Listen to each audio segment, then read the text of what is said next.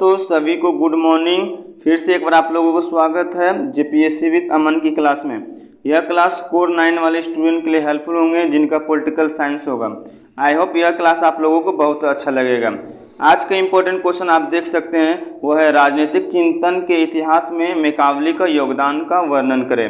अगर इस टाइप का क्वेश्चन आता है तो सबसे पहले आप लोग याद रखिएगा कि परिचय देने का कोशिश करिएगा। ठीक, परिचय ठीक है किसका? मैकावली का। देखिए तो अधिकांश विद्वान जो होते हैं वो मैकावली को क्या मानते हैं? आधुनिक युग का जनक मानते हैं। याद रखिएगा आधुनिक युग का जनक कौन है? तो मैकावली है। लेकिन एक और उसे मध्य युग का अंतिम विचारक भी कहा जा सकता है, उसको मध्य युग का अंतिम विचारक भी कहा जा सकता है। तो दूसरी ओर आधुनिक युग का प्रथम और मैकावली को आधुनिक युग का जनक कहने का तात्पर्य यही है कि आधुनिक युग मैकावली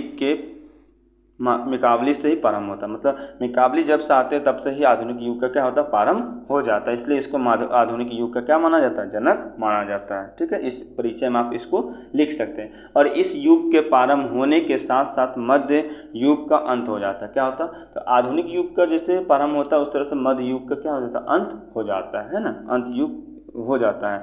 तो मैकावली ने मध्ययुगीन मान्यताओं और परंपराओं की न केवल उपेक्षा आपूर्ति, उनका खंडन और राजनीति को नवीन यथावादी के रूप में प्रदान किया। क्या करता है? उसको धीरे धीरे मध्य युग का जो मान्यताएं उसको खत्म करते जाते हैं और यथावाद को नवीन प्रदान करते जाते हैं। मतलब नवीन रूप से राजनीति को प्रस्तुत करने की कोशिश करते हैं। ठीक है, यद्यपि कुछ विचारकों का कहना है कि आधुनिक युग के पिता का स्थान बोधा को प्राप्त होना चाहिए। ठीक है, बोधा को प्राप्त होता है, ये याद रखिएगा, प्राप्त होना चाहिए, क्योंकि बोधा ने ही सर्वप्रथम आधुनिक राष्ट्रीय राज्यों की मूल विशेषता संप्रभुता को स्पष्ट रूप से परिभाषित किया था। याद रखिए बोधा को भी कोई कोई लोग बोलते हैं। ठीक है, लेकिन मैकावली को ही आधुनिक युग का प्रवर्तक मानने का सबसे बड़ा कारण यह है कि वही प्रथम व्यक्ति था जिसने व्यवहारिक राजनीतिक पर जोर विचार प्रकट किए और उनका पालन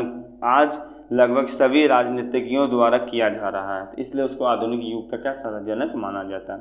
जबकि बोधा का पहला राजनीतिक विचारक था जिसने राज्य का आधुनिक रूप से सैद्धांतिक विवेचना किया था। इसके अतिरिक्त बोधा स्वयं को मध्ययुगीन प्रभाव के सर्वथा मुक्ति नहीं कर पाया था। मतलब वो मध्य युग से वो हट नहीं पाता। लेकिन जो मैकावली जो होते हैं वो मध्य युग को ख़त्म कर देते हैं और वो धीरे धीरे अपने विचार को बदलते जाते हैं आधुनिक युग में। इसलिए उसको जिन आधारों पर मैकावली को आधुनिक युग का जनक कहा जाता है तो वो उनका विवरण निम्न प्रकार से। किस कारण से बोला? तो पहला देखिए मध्ययुगीन विचारधारा पर प्रहार। वो मध्ययुगीन विचारधारा पर क्या प्रहार करते हैं? जैसे देखिए मैकावली के विचार प्राचीन व मध्यकालीन विचारों को परंपरा से स्वार्थ भिन्न था, मतलब उससे स्वार्थ भिन्न था। उसने अपनी रचनाओं के द्वारा मध्यकालीन विचारों पर प्रहार किया था। मतलब मध्यकालीन विचारों को क्या करता? दूर करने की कोशिश करता। उसमें पहला देख सकते हैं दैविक कानून। दैविक कानून जैसे कि मध्य युग में राज्य के कानून की अपेक्षा दैविक कानून को अधिक महत्व प्राप्त होता है। ठीक है,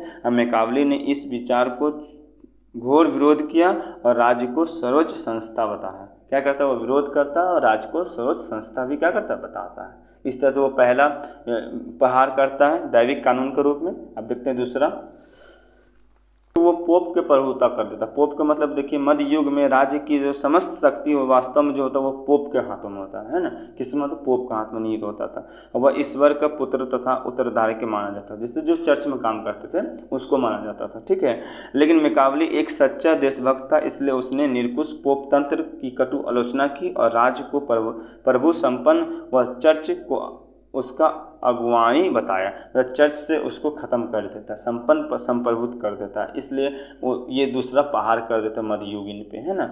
इससे उससे पता चलता कि ये आधुनिक के युग में चलता जाता है। कौन? ये कैसे नाम है? ये मैकावली, है ना। कौन चलता? मैकावली आधुनिक के रूप में आगे बढ़ते जाते हैं, है ना। इसका दूसरा पद्धति देख सकते हैं ऐतिहासिक पद्धति। ऐतिहासिक पद्धति में देखिए कि मध्य युग में धार्मिक और राजनीतिक सभी प्रकार की समस्याओं का चिंतन स्कॉलिस्ट पद्धति के आधार पर किया जाता था। किसके? स्कॉलिस्ट, ना, समझ रहे हैं इसको। इस पर किया जाता था जिससे पूर्व पक्ष के रूप में विरोधी पक्ष सभी युक्तियों को देने के बाद अंतर पक्ष के रूप में उसका खंडन प्रबल तर्कों के आधार पर किया जाता था। किसके तर्कों के आधार पर किया जाता था। लेकिन मैकावली ने इस पद्धति का परित्याग करते हुए ऐतिहासिक अध्ययन पद्धति को अपनाया था। किसको? ऐतिहासिक अध्ययन पद्धति को अपनाता है।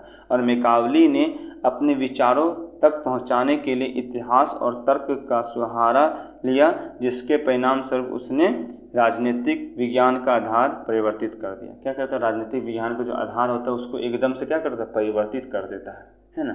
क्या कर देता है? परिवर्तित कर देता है। चलिए नेक्स्ट कि आधुनिक स्थिति का निरूपण करने का मतलब आधुनिक युग का एक प्रमुख लक्ष्य राज्य को प्राप्त एक अत्यंत महत्वपूर्ण स्थिति, और अरस्तु के बाद मैकावली ही सबसे पहला राजनीतिक विचारक है जिसने राज्य की महत्वपूर्ण स्थिति का निरूपण किया था। क्या करता है? निरूपण करता है। और मैकावली ने इस बात का सबसे अधिक जोर दिया कि मानव जीवन की पूर्णता के लिए एक सुदृढ़ और संगठित राज्य की परम आवश्यकता है, और राज्य को उन्होंने एक प्रकार से साधन बना दिया था, इसलिए उसको आधुनिक को और बढ़ता हुआ जाता है। नेक्स्ट पॉइंट देख सकते हैं कि राज्य की प्रभुसत्ता का समर्थन, प्रभुसत्ता का क्या होता है?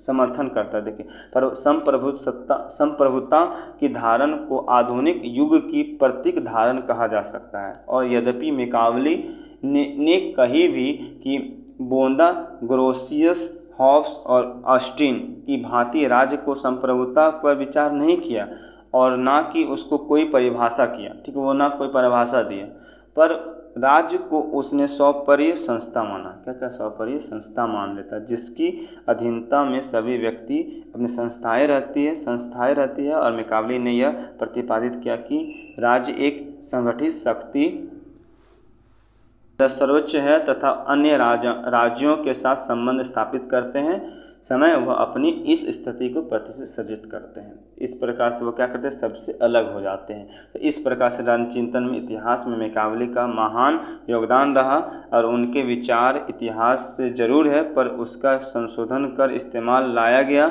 और उन्होंने अपने वक्त में चली आ रही रूढ़िवादी धारणा को मिटाया और आधुनिक चिंतन के सर्वप्रथम नाम लिखवाया, है ना। इस प्रकार से आप लास्ट में निष्कर्ष लिख सकते हैं। यहाँ पे इसको निष्कर्ष टॉपिक दे सकते हैं, निष्कर्ष।